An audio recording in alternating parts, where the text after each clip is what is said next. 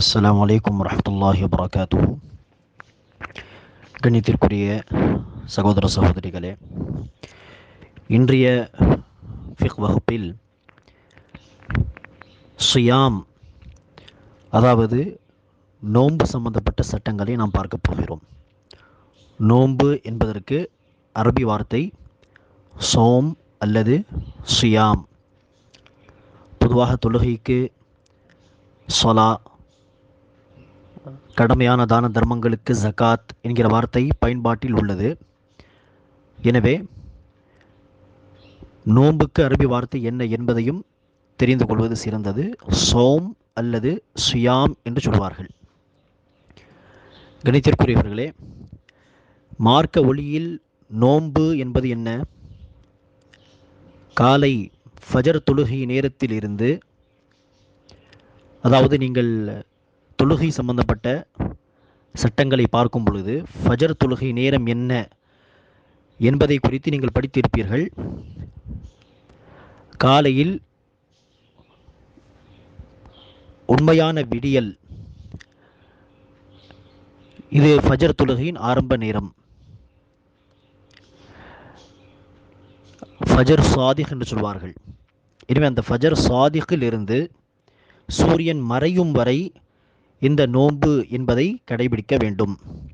இதில் நோன்பை முறிக்கக்கூடிய காரியங்களை செய்யாமல், அல்லாஹ்வுக்காக நோன்பை முறிக்கக்கூடிய விஷயங்களை தவிர்த்து ஃபஜர் சாதிக்கில் இருந்து சூரியன் மறையும் வரை அதை பேணுவது, கடைபிடிப்பது தான் மார்க்க ஒளியில் நோன்பு. எதையெல்லாம் தவிர்ப்பது கட்டாய கடமை என்பதை இன்ஷா அல்லாஹ் அடுத்து நாம் பார்ப்போம். கணித்திற்குரியவர்களே, நம் அனைவருக்கும் தெரியும், நோன்பு என்பது இஸ்லாத்தின் 5 அடிப்படைகளில் ஒரு அடிப்படையாக இருக்கிறது. 4வது தூணாக, 4வது அடிப்படையாக இது இருக்கிறது. ஜிப்ரீல் அலைஹிஸ்ஸலாத்து வஸ்ஸலாம் அவர்கள் இஸ்லாம் என்றால் என்ன என்று கேட்டபோது ரசூல் ஸல்லல்லாஹு அலைஹி வஸல்லம் அவர்கள் சொன்ன பதில் என்ன? இஸ்லாம் என்பது 5 அடிப்படைகளாகும். ஷஹாதா, தொழுகை, நோன்பு, ஷஹாதா, தொழுகை, ஜகாத், 4வதாக நோன்பு, பிறகு ஹஜ். கணித்திற்குரியவர்களே, நோன்பு நோற்பது பருவ வயதை அடைந்த ஒவ்வொரு ஆண் பெண் மீது கட்டாய கடமையாகும். அல்லாஹ் சுப்ஹானஹு வ தஆலா குர்ஆனில் கூறுகிறான், யா அய்யுஹல்லதீன ஆமனு குத்திப அலைக்குமுஸ் ஸியாமு கமா குத்திப அலல்லதீன மின் கப்லிக்கும் லஅல்லக்கும் தத்தகூன். இறை விசுவாசிகளே, நம்பிக்கை கொண்டோரே, உங்கள் மீது நோன்பு நோற்பது விதிக்கப்பட்டிருக்கிறது, உங்களுக்கு முன் சென்றவர்கள் மீது எவ்வாறு அது விதிக்கப்பட்டதோ. இதற்காக நீங்கள் இறையச்சம் பெற வேண்டும் என்பதற்காக. பக்ரா 183. எனவே இந்த வசனத்தின் அடிப்படையில் நோன்பு நோற்பது கட்டாய கடமை. ஒவ்வொரு பருவ வயதை அடைந்த ஆண் பெண் மீது, நோன்பு நோக்கக்கூடிய சக்தி பெற்றவர்கள் மீது இது கட்டாய கடமையாகும். முதலில் முஹர்ரம் மாதத்தின் 10வது நாள், ஆஷூரா என்று சொல்வோமே, முஹர்ரம் மாதத்தின் 10வது நாள் ஆஷூரா நோன்பு கடமையாக இருந்தது. ஹிஜ்ரி 2ஆம் ஆண்டு ரமதான் மாத நோன்புகளை, முழு ரமதான் மாத நோன்புகளை அல்லாஹ் சுப்ஹானஹு வ தஆலா கடமையாக்கிய பிறகு முஹர்ரம் மாதத்தின் அந்த 10வது நாள் ஆஷூரா நோன்பு என்பது உபரியான நோன்பாக, நஃபில் நோன்பாக மாற்றப்பட்டது. எனவே ஹிஜ்ரி 2 ரமதான் மாத நோன்புகள் கடமையாக்கப்பட்டதற்கு முன்பு முஹர்ரம் மாதத்தின் 10வது நாள் நோன்பு, ஆஷூரா நோன்பு கடமையாக இருந்தது. எனவே ஹிஜ்ரி 2ஆம் ஆண்டிலிருந்து ரமதான் மாத நோன்புகள் கடமையாக்கப்பட்டது. எனவே ரசூல் ஸல்லல்லாஹு அலைஹி வஸல்லம் அவர்கள் தன் வாழ்க்கையில் 9 ரமதான்களில் நோன்பு நோற்றி இருக்கிறார்கள். 9 ரமதான்கள். கண்ணியத்திற்குரியவர்களே, இந்த நோன்பு என்பதை, கடமையான நோன்பு என்பதை ரமதான் மாதத்தின் பிறையை பார்த்து நாம் தொடங்குகிறோம், ஷவ்வால் மாத பிறையை பார்த்து முடித்துக் கொள்கிறோம். நபி ஸல்லல்லாஹு அலைஹி வஸல்லம் அவர்களும் குறிப்பிடுகிறார்கள், சூமு லிருயதிஹி வ அஃப்திரு லிருயதிஹி. புகாரி ஷரீஃபுடைய ஹதீஸிலே, பிறையை பார்த்து நோன்பை ஆரம்பியுங்கள், பிறையை பார்த்து நோன்பை விடுங்கள். எனவே கணித்திற்குரியவர்களே, பிறையை பார்த்து ரமதானை தொடங்கி நோன்பை தொடங்கி மறுபடியும் ஷவ்வால் பிறையை பார்த்து நோன்பை முடிக்க வேண்டும். இந்த ரமதான் மாத கடமையான நோன்பின் நீயத், இது சம்பந்தப்பட்ட ஒரு சட்டத்தை தெளிவாக புரிந்து கொள்ள வேண்டும். முதலாவதாக, நீயத் என்பது எந்த ஒரு இபாதத்தாக இருந்தாலும் சரி, எண்ணம் இல்லாமல், நீயத் இல்லாமல் எந்த ஒரு காரியத்தையும் ஒரு மனிதனால் செய்ய முடியாது. எந்த ஒரு காரியத்தையும் அவன் நினைவில் இருக்கும் பொழுது, அதாவது விழித்திருக்கும் பொழுது அவன் எந்த ஒரு காரியத்தை செய்தாலும் அந்த காரியத்திற்கு பின்னால் கண்டிப்பாக ஏதாவது ஒரு நீயத் இருக்கும் அவசியமாக. நீயத் இல்லாமல் கண் விழித்திருக்கும் பொழுது எந்த ஒரு காரியத்தையும் செய்ய முடியாது. தூக்கத்தில் நீயத் இல்லாமல் ஏதாவது ஒரு அசைவு, ஏதாவது ஒரு காரியத்தை செய்யலாம். ஆனால் விழித்திருக்கும் பொழுது எந்த ஒரு காரியத்தை செய்தாலும் பின்னால் ஒரு நீயத் அவசியமாக இருக்கும். எனவே அந்த நீயத் அல்லாஹுக்காக, மார்க்கத்திற்காக, என்னுடைய மறுமை வாழ்க்கைக்காக என்று இருப்பது இஹ்லாஸ் எனப்படும், உள தூய்மை எனப்படும். எனவே இந்த நீயத் என்பது உள்ளத்தில் வரக்கூடிய ஒரு நாட்டம், ஒரு எண்ணம் தானே தவிர வார்த்தைகளால் அதை மொழிய வேண்டிய அவசியம் கிடையாது. ரசூல் அவர்கள் நமக்கு இதை சொல்லித்தரவும் இல்லை, எந்த ஒரு இபாதத்திலும் சொல்லித்தரவில்லை. தொழுகைக்காகவும் ரசூல் அவர்கள் வாயால் மொழிந்து வார்த்தைகளை பயன்படுத்தி நியத்து செய்யுமாறு ரசூல் அவர்கள் தொழுகையிலும் சொல்லித்தரவில்லை, ஜகாத்திலும் சொல்லித்தரவில்லை, நோம்பிலும் சொல்லித்தரவில்லை. எந்த ஒரு இபாதத்திலும் ரசூல் அவர்கள் வார்த்தைகளை கொண்டு நியத்து செய்வது என்கிற சட்டத்தை நமக்கு சொல்லித்தரவில்லை. எனவே தொழுகைக்காக என்கிற நியத், சில பேர் என்ன செய்வார்கள், 4 ரகாத் லுஹர் தொழுகை இமாமுக்கு பின்னால், இதற்கெல்லாம் குரானிலும் ஹதீஸிலும் எந்த ஒரு ஆதாரமும் கிடையாது.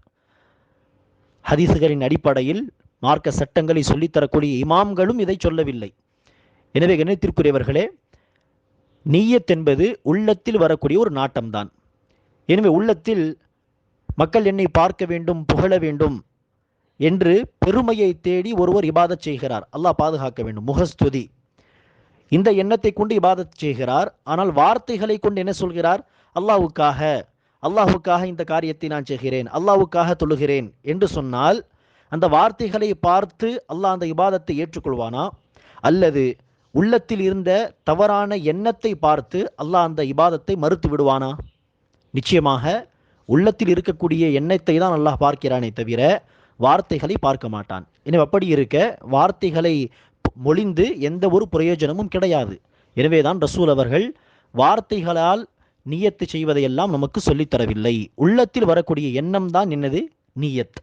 எனவே ரமதான் மாத நோன்புக்கான நீயத் என்று சில துவாக்களை நீங்கள் பார்ப்பீர்கள்.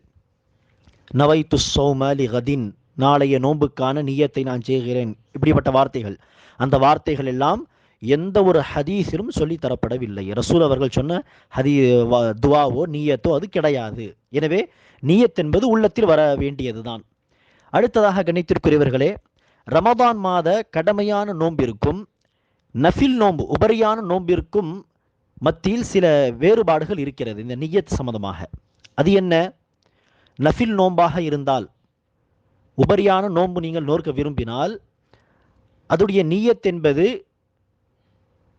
ஃபஜர் தொழுகைக்கு முன்பு செய்ய வேண்டும் என்கிற கட்டாயம் கிடையாது.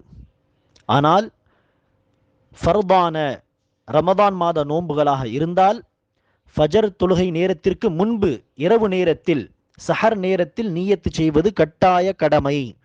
ஃபஜர் தொழுகை நேரம் வந்துவிட்டால் பிறகு என்ன செய்ய முடியாது, நியத்து செய்ய முடியாது. மாறாக இன்று நான் நோன்பு நோக்கப் போகிறேன் என்கிற எண்ணம் ஃபஜர் நேரத்திற்கு முன்பே வர வேண்டும், சஹர் நேரத்தில் அல்லது இரவில் வந்திருக்க வேண்டும். இரவைதான் கணித்திற்குரியவர்களே, உபரியான நோம்பின் பொழுது ரசூல் அவர்கள் என்ன செய்வார்கள், ஃபஜர் தொழுகை முடித்துவிட்டு சிறிது நேரம் கழித்து வீட்டுக்கு வருவார்கள். வந்து மனைவிமார்களிடத்தில் கேட்பார்கள், வீட்டில் சாப்பிடுவதற்கு ஏதாவது உண்டா? மனைவிமார்கள், இல்லை யா ரசூலல்லாஹ், வீட்டில் சாப்பிடுவதற்கு எதுவும் இல்லை, இன்று பட்டினிதான், பசிதான் என்று சொன்னால் ரசூல் அவர்கள் என்ன செய்வார்கள், அப்படி என்றால் இன்று நான் நோன்பு நோற்றி வருகிறேன், நஃபில் நோன்பு என்று சொல்வார்கள். எனவே நஃபில் நோன்புக்கு ஃபஜர் தொழுகை நேரத்திற்கு முன்பு சஹர் நேரத்தில், இரவு நேரத்தில் நியத்து வைக்க வேண்டும் என்கிற கட்டாயம் கிடையாது. மாறாக ஃபஜர் தொழுகைக்கு பிறகும், விடிந்த பிறகும் என்ன செய்யலாம், நீங்கள் நியத்து வைத்து நோன்பாக அந்த நாளை நீங்கள் கருதலாம். ஆனால் ஒரு கண்டிஷன் என்ன, ஒரு நிபந்தனை என்ன, ஃபஜர் நேரத்தில் இருந்து நியத்து வைக்கக்கூடிய அந்த சமயம் வரை நீங்கள் எதையும் சாப்பிட்டு இருக்கக்கூடாது, தண்ணீர் குடிக்காமல் இருந்திருக்க வேண்டும். எனவே சாப்பிடாமல் எதையும் குடிக்காமல் நீங்கள் இருந்தால் என்ன செய்யலாம்? ஃபஜர் நேரத்திற்கு பிறகு ஒரு 8 மணி 7 மணி ஃபஜர் தொழுகைக்கு பிறகு கூட என்ன செய்யலாம்? இன்று நோன்பு நோக்கலாம் என்று நியத்தை வைத்து அந்த நாளை நோம்பிற்குரிய நாளாக நீங்கள் மாற்றிக்கொள்ளலாம். எதில்? உபரியான நஃபிலான நோன்புகளில். ஆனால் ரமதான் மாத கடமையான நோன்பில் ஃபஜர் தொழுகை நேரம், ஃபஜர் சாதிக் என்று படித்தீர்களே, அந்த ஃபஜர் சாதிக்கு முன்பு சஹர் நேரத்திலோ அல்லது அந்த நாளுக்கு முன்பு இருந்த இரவிலோ நியத்து வைப்பது கட்டாய கடமை. ரசூல் அவர்கள் குறிப்பிடுகிறார்கள், மல்லம் யுபையித் பிஸ்ஸியாமி قبل أن يطلع الفجر فلا صيام له. எவர் ஒருவர் ஃபஜர் தொழுகை நேரத்திற்கு முன்பு இரவு நேரத்தில் சஹர் நேரத்தில் நோன்புக்கான நியத்தை வைக்கவில்லையோ அவருடைய நோன்பே கிடையாது. எனவே ஒருவருக்கு ஒரு உதாரணத்தை கொண்டு இந்த விஷயத்தை நம்மால் புரிந்து கொள்ள முடியும். ஒருவர் நோய்வாய்ப்பட்டிருந்தார், கடமையான நோன்பை அவர்களால் நோக்க முடியவில்லை. எனவே தொடர்ந்து ஒரு 4-5 நோன்புகளை அவர் விட்டுவிட்டார். ஆறாவது நாள் அவர் என்ன செய்கிறார்கள்? ஃபஜர் தொழுகை நேரம் முடிந்த பிறகு, ஃபஜர் தொழுகை நேரம் வந்த பிறகு என்ன செய்கிறார்? இன்று நான் ஆரோக்கியமாக உணர்கிறேன், இன்று என்னால் நோன்பு நோக்க முடியும், இன்று நோன்பு நோக்கலாம் என்று ஃபஜர் தொழுகை நேரம் வந்த பிறகு அவர் யோசித்தால், எண்ணம் கொண்டு வந்தால், அவரால் நோன்பு நோக்க முடியுமா என்று கேட்டால் முடியாது. ஏன்? ஃபஜர் தொழுகை நேரம் வந்துவிட்டது. சஹர் நேரத்திலோ அல்லது இரவிலோ அவர் என்ன செய்யவில்லை, இன்றைய நோன்பை நோக்கலாம், இன்று ஆரோக்கியமாக நான் இருக்கிறேன், என்னால் நோன்பு நோக்க முடியும் என்று நான் உணர்கிறேன் என்று சஹர் நேரத்திலோ அல்லது இரவு நேரத்திலோ அவர்கள் யோசிக்கவில்லை. சஹர் நேரத்தில் அல்லது இரவு நேரத்தில் இன்று ஆரோக்கியமாக நான் இருக்கிறேன், என்னால் இன்று நோன்பு நோக்க முடியும் என்று யோசித்திருந்தால் அவர் என்ன செய்திருக்கலாம்? அன்றைய நாளின் நோன்பை நோற்றிருக்கலாம். ஆனால் ஃபஜர் நேரம் வந்த பிறகு இன்று நோன்பு நோக்கலாம் என்று யோசித்தால் நோன்பு நோக்க முடியாது. நோன்பு நோற்றினாலும் அது நோன்பாக கருதப்படாது. எனவே கடமையான நோன்புடைய நியத்துக்கு என்ன அவசியம்? சஹர் நேரத்திலோ இரவு நேரத்திலோ நியத்து வைப்பது, எண்ணத்தை கொண்டு வருவது கட்டாய கடமை. ஆனால் உபரியான நோன்பிலே ஃபஜர் தொழுகை நேரம் வந்த பிறகிலிருந்து நீங்கள் சாப்பிடாமல் தண்ணீர் குடிக்காமல் இருந்தால் பிறகு கூட என்ன செய்யலாம்? நியத்தை வைத்து அப்படியே இஃப்தார் நேரம் வரை, மகரிப் நேரம் வரை சாப்பிடாமல் இருந்து நோன்பு நோக்கலாம். எனவே இது நியத்து சம்பந்தப்பட்ட ஒரு சட்டம். அடுத்ததாக கண்ணியத்திற்குரிய சகோதர சகோதரிகளே, இந்த நோன்பு என்பது ஒவ்வொரு பருவ வயதை அடைந்த ஆண் பெண் மீது கட்டாய கடமை என்று சொன்னோம். நிச்சயமாக பருவ வயதை அடைவதற்கு முன்பு சிறு குழந்தைகளுக்கு என்ன செய்ய வேண்டும்? நோன்பு நோக்கும்படி ஏவ வேண்டும். ஒரு பயிற்சி, ஒரு ட்ரைனிங் நிச்சயமாக கொடுக்க வேண்டும். எப்படி தொழுகை விஷயத்திலே ரசூல் அவர்கள் சொன்னார்களோ, 7 வயதை அடைந்து விட்டால் தொழும்படி சொல்லுங்கள், 10 வயதை அடைந்த பிறகும் அவர்கள் தொழாவிட்டால் பிள்ளைகள் அடித்து தொழும்படி சொல்லுங்கள் என்று சொன்னார்கள். ஏன்? பருவ வயதை அடைந்த பிறகு ஒரு கடமையான தொழுகை கூட அவர் என்ன செய்யக்கூடாது, விடக்கூடாது என்பதற்காக அந்த பயிற்சி. அதே போல்தான் நோன்பு விஷயத்திலும் என்ன செய்ய வேண்டும்? பருவ வயதை அடைவதற்கு முன்பே அவர்களுக்கு ஒரு பயிற்சியை கொடுக்க வேண்டும். எதற்காக? பருவ வயதை அடைந்த பிறகு ரமதான் மாத நோன்புகளை அவர்கள் விடக்கூடாது. அந்த பயிற்சி அவர்களுக்கு முன்னரே வழங்கப்பட வேண்டும் என்பதற்காக. எனவேதான் சஹாபா பெருமக்கள் எல்லாம் என்ன செய்வார்கள்? சிறு குழந்தைகளுக்கு, பிள்ளைகளுக்கு நோன்பு நோக்கும்படி சொல்வார்கள். இஃப்தார் நேரத்திற்கு முன்பு பசியால் குழந்தைகள் அழுதால் ஏதாவது கையிலே ஒரு பொம்மையை கொடுத்துவிட்டு திசையை திருப்புவார்கள், அவர்களுடைய சிந்தனையை மாற்றுவார்கள் என்று ஹதீஸிலே சொல்லப்பட்டிருக்கிறது. உமர் ரலியல்லாஹு அன்ஹு அவர்களுடைய ஆட்சி காலத்தில் ஒரு முஸ்லிம் என்ன செய்கிறார்? ரமதான் மாதத்திலே நோன்பு நோக்காமல் அல்லது நோன்பு நோற்றிய நிலையில் மது அருந்து விட்டு வருகிறார்.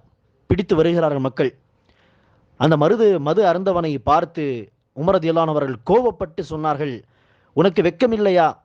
இங்கு நம் முஸ்லிம் பிள்ளைகள், சிறு பிள்ளைகள் நோன்போடு இருக்கிறார்கள், ஆனால் நீ ரமதான் மாதத்திலே நோன்பு நோக்காமல் மது அருந்து விட்டு வருகிறாய் என்று திட்டினார்கள். எனவே இந்த தொழுகை விஷயத்திலே மட்டுமே இந்த பயிற்சி கிடையாது, மாறாக நோன்பு விஷயத்திலும் இந்த பயிற்சி இருக்க வேண்டும்.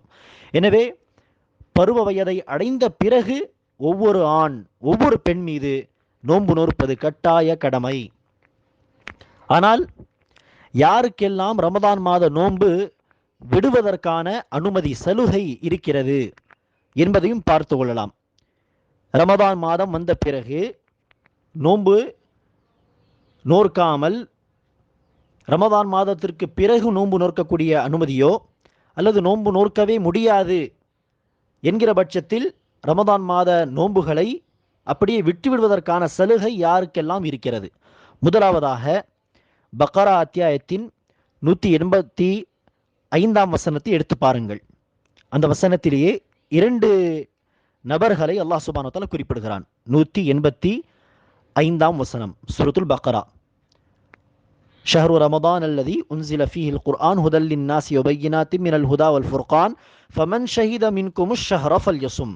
ரமதான் மாதத்திலே தான் குர்ஆன் இறக்கியருளப் பெற்றது என்று சொல்லி அல்லாஹ் கூறுகிறான், இந்த ரமதான் மாதத்தை உங்களில் எவர் ஒருவர் அடைந்து விடுகிறாரோ அவர் என்ன செய்யட்டும்? நோன்பு நோற்கட்டும்.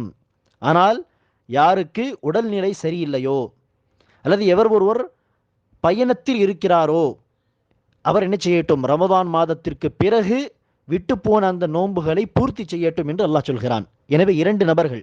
முதலாவது யார்? நோயாளி. இரண்டாவது யார்? பயணி. இதில் முதலாவது நோயாளி. நோய் என்பது 2 வகைப்படும். ஒன்று டெம்பரரியான ஒரு நோய், தற்காலிகமாக ஒருவர் நோயப்பட்டு இருக்கிறார், உடல்நிலை சரியில்லாமல் இருக்கிறார். ஆனால் உதாரணத்திற்கு ஜலதோஷம் இருக்கிறது, அல்லது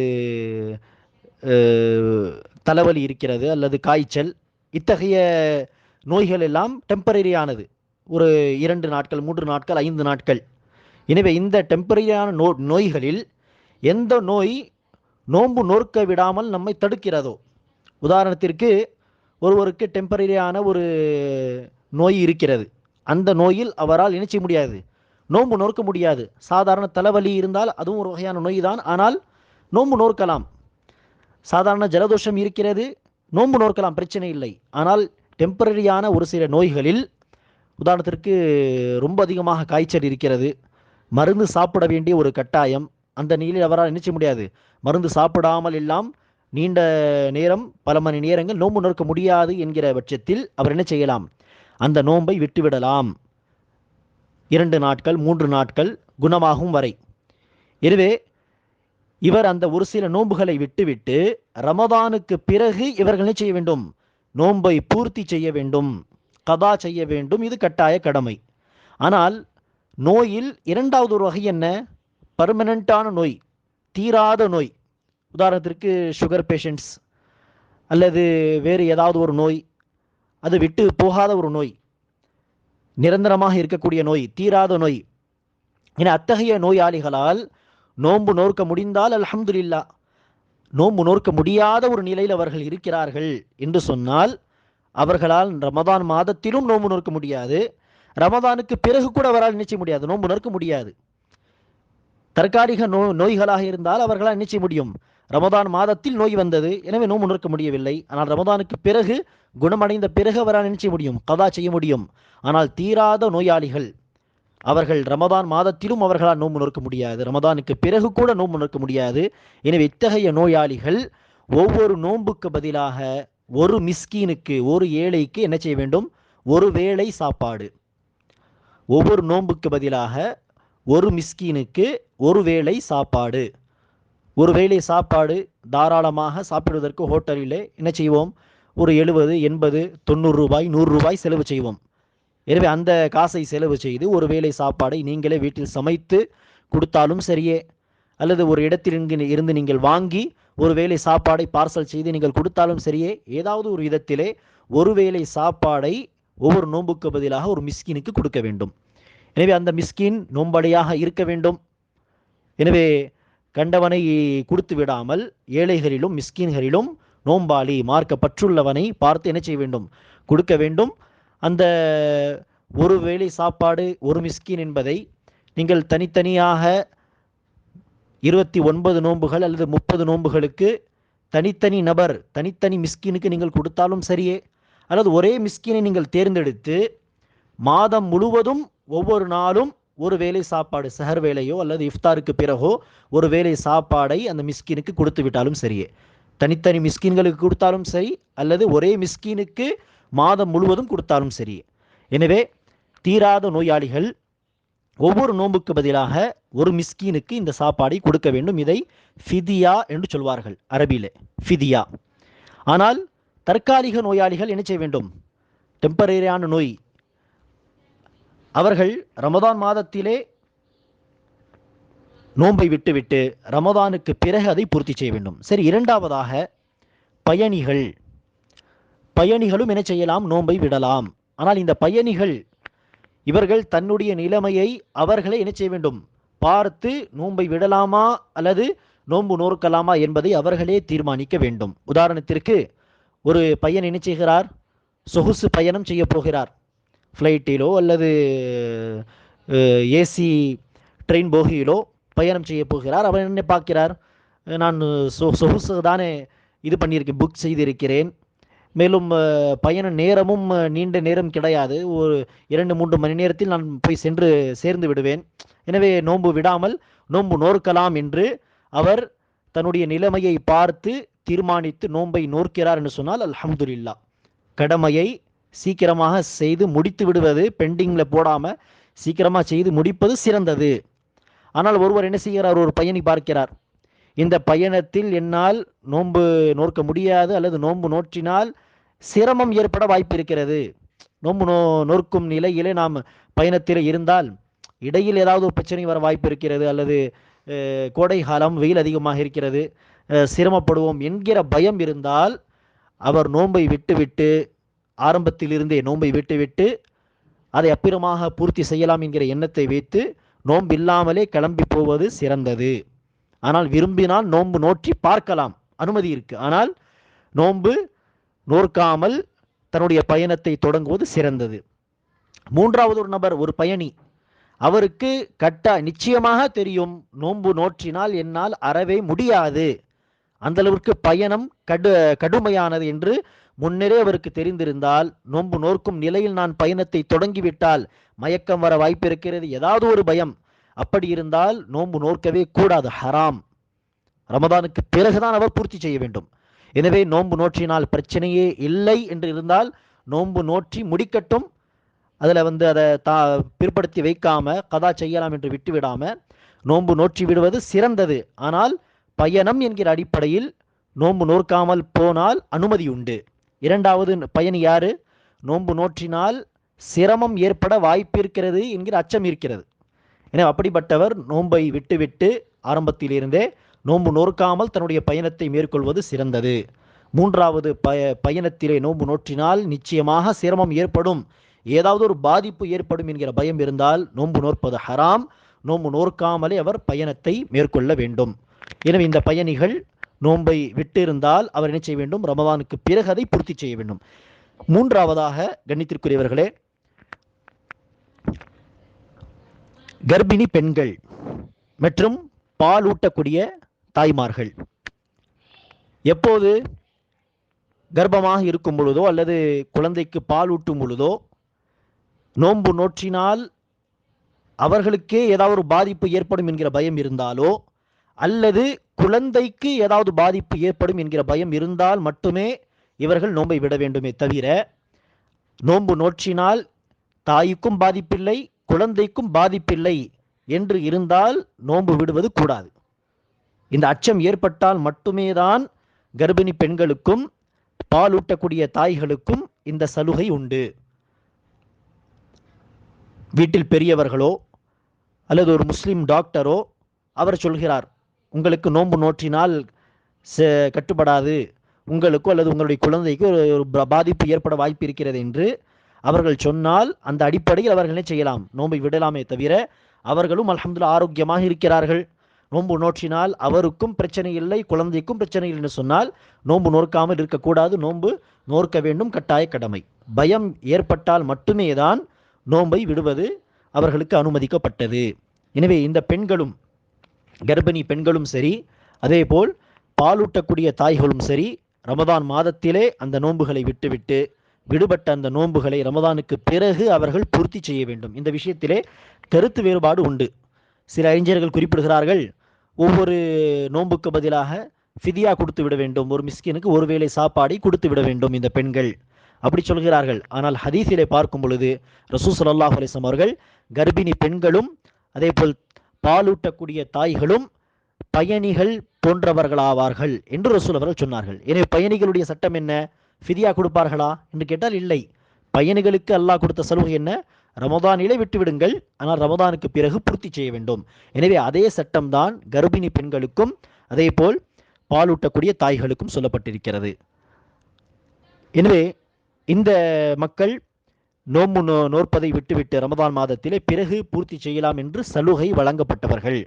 நிரந்தர நோயாளிகளாக இருந்தால் அவர்கள் ரமதானுக்கு பிறகும் அவர்களால் பூர்த்தி செய்ய முடியாது. எனவே அவர்கள் ஒவ்வொரு நோன்புக்கு பதிலாக ஒரு மிஸ்கீனுக்கு ஒரு வேளை சாப்பாடை கொடுத்து விட வேண்டும், ஃபிதியா கொடுத்து விட வேண்டும். சரி, இந்த விடுபட்ட நோன்பை ரமதானுக்கு பிறகு அவர்கள் பூர்த்தி செய்வார்களே, அவர்கள் அடுத்த ரமதான் வரும் வரை என்ன செய்யலாம்? பூர்த்தி செய்யலாம். 11 மாதங்கள் அவர்களுக்கு நேரம் உண்டு. ஆனால் ஒரு அடியான் என்ன செய்ய வேண்டும்?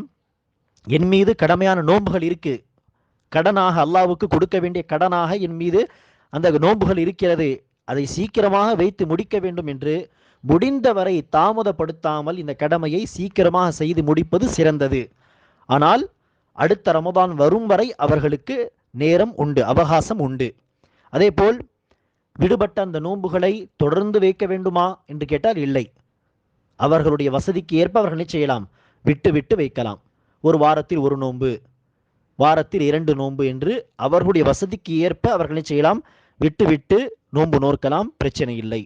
மேலும் கணித்திற்குரியவர்களே, அடுத்த பாடத்தில் நோன்பை முறிக்கக்கூடிய காரியங்கள் என்ன என்பதை இன்ஷா அல்லாஹ் நாம் பார்ப்போம். அஸ்ஸலாமு அலைக்கும் வரஹ்மத்துல்லாஹி வபரகாத்துஹு.